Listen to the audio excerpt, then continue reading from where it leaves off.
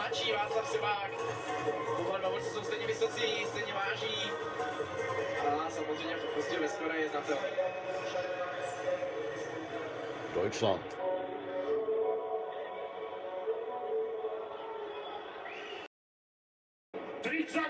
rokov, 178 cm, na váhe 69 kg, bilancia 16 výhier a 14 porážok, nemecký VKA šampión pod trénerom Serdanka Raca za Stuttgart All Stars a Nemecko, Christopher Crazy Chris Hopp. Nic. V červenom rohu 23 rokov, 178 cm, na váhe 68,4 kg, bilancia 23 výhier a 0 porážok. To je zabiják. UEFA šampión, amatérský a profesionálny svetový váko šampión, pod trénermi Viktor Petrlík, Petr Mahl a Roman Kohoutek za Havrči VK Boxing Academy a Českou republiku Václav Bad Boy Sivák.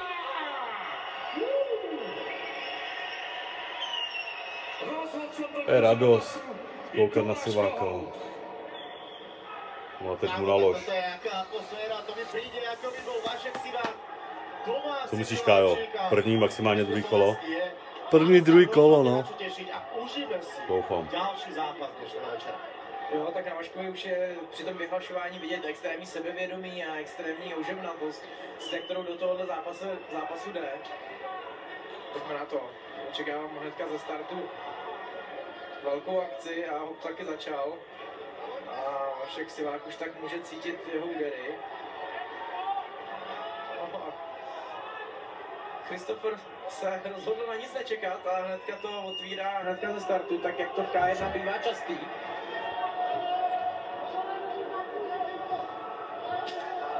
Vole. To zadovělo. Pěkný bič, který vyslal Vašek Sivák za svému soupeři. Kde úderí to, ta posila. No a všimněte si, vůbec jako neboxuje z začátku takhle špatně. Siváka i pár úderama zkusil zastavit. Ale rozdíl v té dynamice rozhodně je. Yes. Dobře. No ale Hopp si určitě nemůže dovolit mít ty ruce nízko.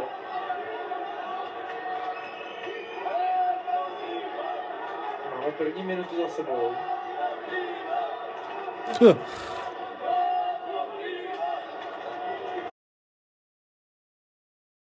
Žák. Vidíš jak no.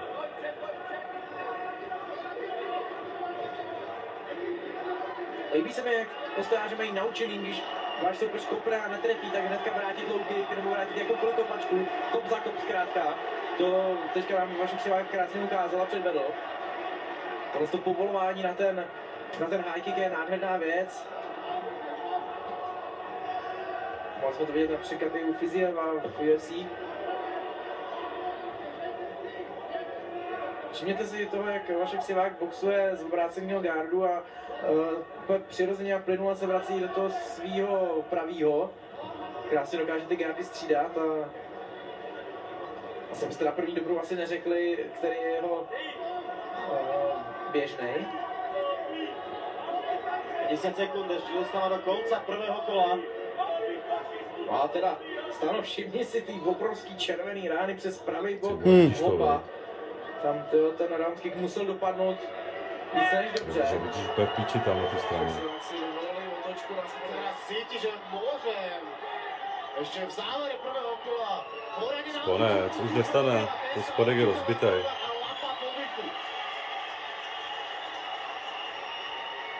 Extrémna sila, ktorú previedol teraz Sivák.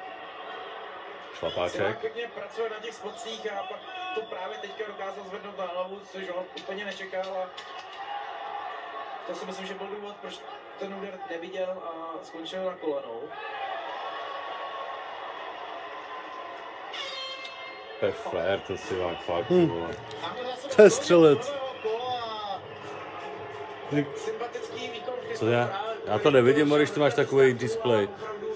Tlačil a určitě to první kolo nedalo Vaškovi zadarmo. Ty gábro. Ten rozdělky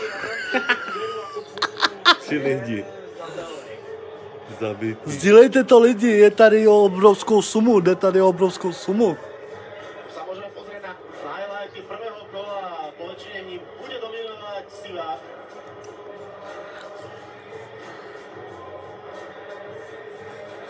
Peťo, ať je bloknutý zmrde. Jestli to tady bavíš, ty vole.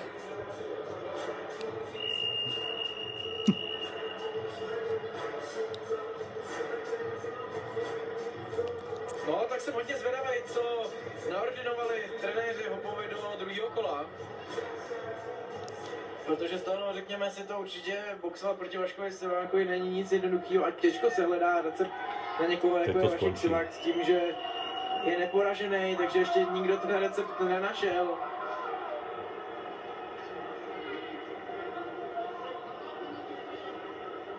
Rajkolek si všetko zatiaľ na 100% u Siváka funguje. Teraz sa dvakrát dobre uhol pokusom. Odbytie od Hopa.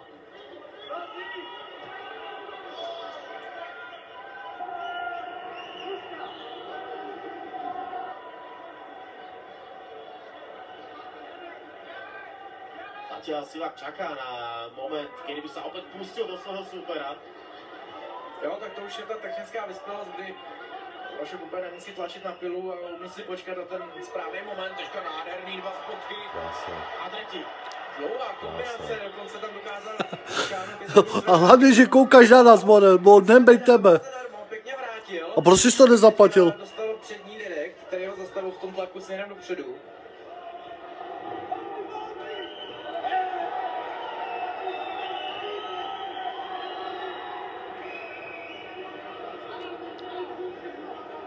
No, všimněte si, jak ho pořád tlačí, vůbec se nenechává zastavit těma tvrdýma úderama ani kopama Vaška Siváka.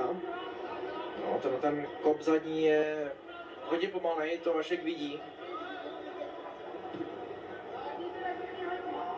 V polovici vypísaných minút na tento zápas. Tak ho si dokonce dovolil takovouhle otočku na hlavu. A teď pěkný zvedák. Právě jsem chtěl říct krásný switch s přechodem do zvedáku.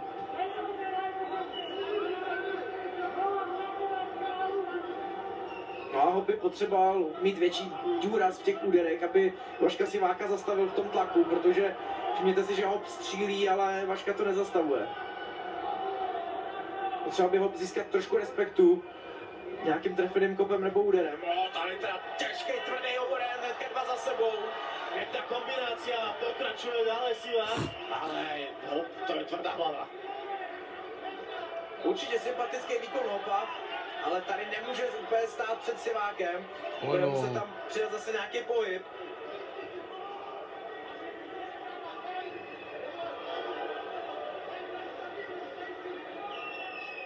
Půl minutka.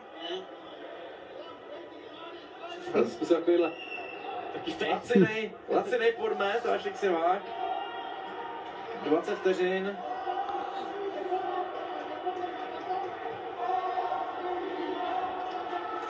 Pěkný louký Hopa, dívám si, že ale Vašek Sivák zase vrátil sprint back systém a následně 3 low kickama, tak 4. Tak 1 low kick za 4. Kubičo.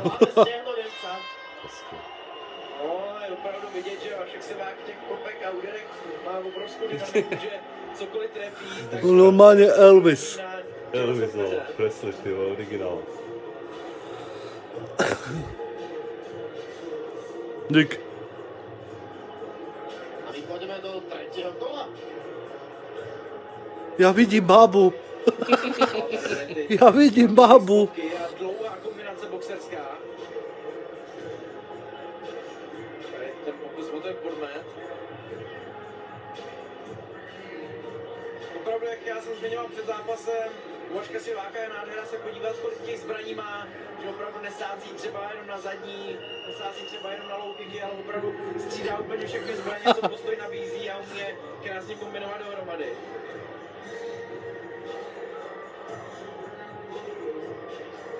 Tady byly ty 3 low kicky za sebou. No a pojďme do posledního třetího kola.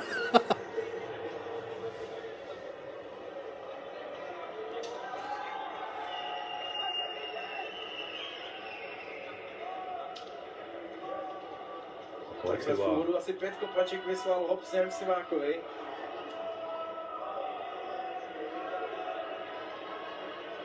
A tyhle ty low kicky bez žádného úderu před nima Sivák nemá vůbec problém vidět. Tohle z toho asi žádným způsobem nepřekvapí.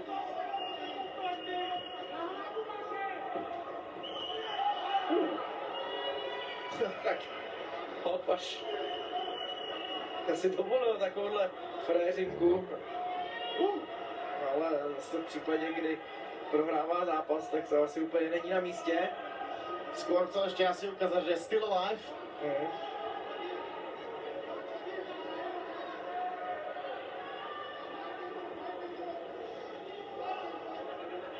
Sympatický výkon od Hopa, ktorý stále bojuje a nevzdáva to na to, aký Sivák bol veľký favorit tohto zápasu.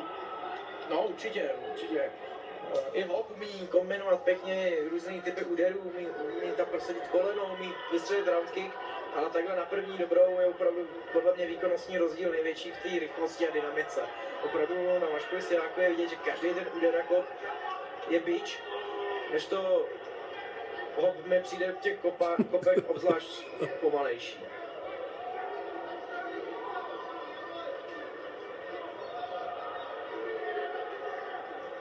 Zachycený kop, ale přerušený rozhodčím to nebylo. Hop mohl klidně dál pokračovat.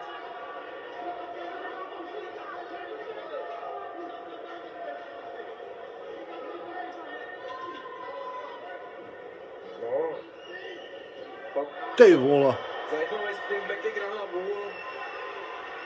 Nebyl vůbec špatně trefený, teďka krásný úhyb se spodkem, který nám Vašek Sivák předvedl.